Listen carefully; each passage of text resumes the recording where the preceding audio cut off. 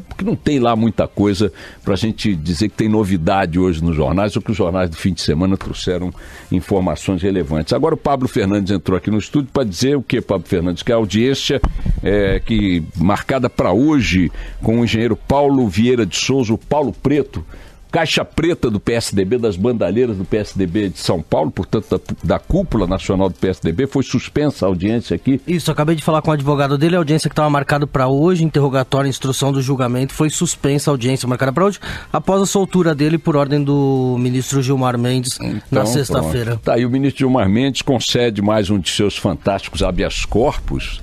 Ele que é um garantista impressionante, especialmente quando a coisa chega perto da tucanada, então ele se toma de garantismo exacerbado mesmo. Ele ontem, na sexta-feira, meteu uma canetada e soltou o Paulo Vieira de Souza, o Paulo Preto, que é a figura apontada pelas investigações como o maior operador de propinas de grana suja do PSDB de São Paulo e, portanto, do PSDB nacional.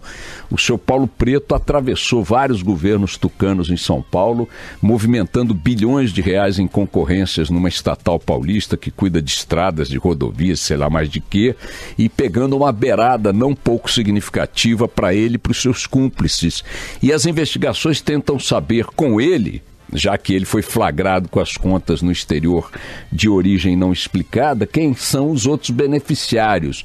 Quando a coisa está chegando perto de um determinado resultado, entra o Batman com a sua capa salvadora Gilmar Mendes e manda soltar o Paulo Preto na sexta-feira. Hoje, 2 dias depois, um dia útil depois, Paulo Preto teria que comparecer a uma audiência na Justiça Federal de São Paulo, e há indicações de que ele estava com a intenção de negociar um acordo de delação premiada.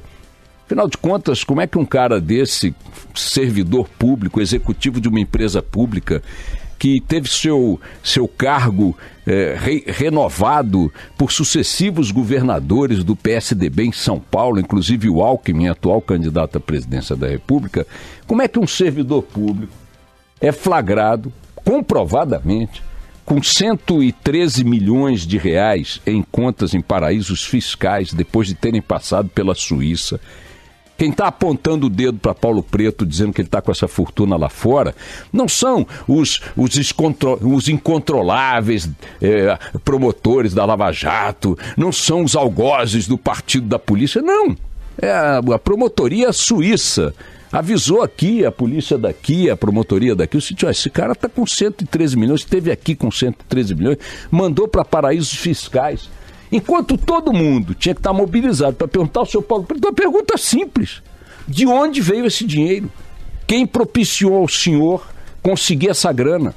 Com quem o senhor dividia a grana? Porque se o senhor tem 113 milhões em seu nome, imagina quanto não passou por sua mão e foi para outros nomes. E estas perguntas não são colocadas porque mobiliza-se a lógica do não-toquismo, do garantismo, essa coisa maravilhosa que mobiliza o ministro Gilmar Mendes e alguns de seus pares no Supremo agora, sempre que a coisa chega no andar de cima. No andar de baixo da carceragem brasileira, o couro continua comendo. Mas é impressionante como eles são tomados do legalismo garantista quando a pressão da Lava Jato ou de outras operações contra a corrupção se aproxima de gente que encosta um pouco na copa e na cozinha desse pessoal. É impressionante, politicamente falando. Encostou no grupo político, ele na mesma hora arruma um garantismo e soltou o Paulo Preto, repito, um dia útil antes dele ter uma audiência em São Paulo que daria andamento a estes questionamentos óbvios. Então é o seguinte, vamos combinar o seguinte: pergunta primeiro e solta depois.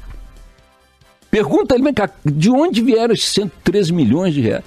Porque a causa que levou Paulo Preto para a prisão preventiva estava sendo exagerada, demora, não sei o que, era de coação de testemunha, não tinha prova, só...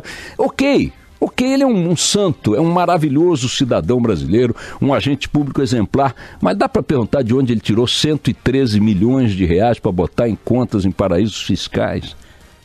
Porque o ministro Gilmar, do senhor não foi. do orçamento do Supremo não foi, de mim também não foi, diretamente pelo menos não foi, mas tirou de algum lugar, ministro, e certamente está fazendo falta em outros lugares. É dinheiro público, é dinheiro que tinha que estar nos cofres públicos, porque isso implicou faturamento de obra, desvio, concorrência fraudada e tudo mais. E não foi esse mesmo dinheiro para outras áreas, onde o senhor sabe muito bem, as situações são dramáticas. Agora, não ter nem um pouco de escrúpulos para dizer, não, vamos fazer o seguinte, deixa ele responder essa pergunta aí. Veja, em relação a essa investigação, aliás, não se sabe nem em que foro vai tramitar o negócio. Estão discutindo se é no Supremo, se é na Justiça Federal de São Paulo, onde é que é. Ou seja, as coisas que têm que andar não andam. As investigações caminham, mas a Justiça fica ali matando no peito, botando no chão e chutando para escanteio. O senhor Paulo Preto é a figura central da corrupção no PSDB em São Paulo e, portanto, do PSDB nacional, porque as figuras do PSDB de São Paulo são as figuras que comandam o PSDB nacionalmente há muito tempo, e não se faz uma pergunta básica ao senhor Paulo Preto, não se consegue fazer a pergunta. A audiência marcada para hoje, que talvez chegasse perto dessa resposta, foi cancelada, porque, claro, o cara vai para a praia. Está com a mesma liberdade de qualquer um de nós que não temos os 113 bilhões na Suíça. É uma beleza a forma como o ministro Gilmar Mendes reiteradamente aplica o seu entendimento de justiça. É impressionante como é que é uma tecla com um som bastante conhecido de todos, que se repete indefinidamente. Não, mas ele também defende o mesmo princípio em relação ao Lula. Olha, o Lula é o álibi dele. O discurso de aplicar ao Lula os mesmos porque quando chega perto de Aécio, quando chega perto dos tucanos, quando chega perto da rapaziada, aí ele enlouquece. A veemência dele, a rapidez dele.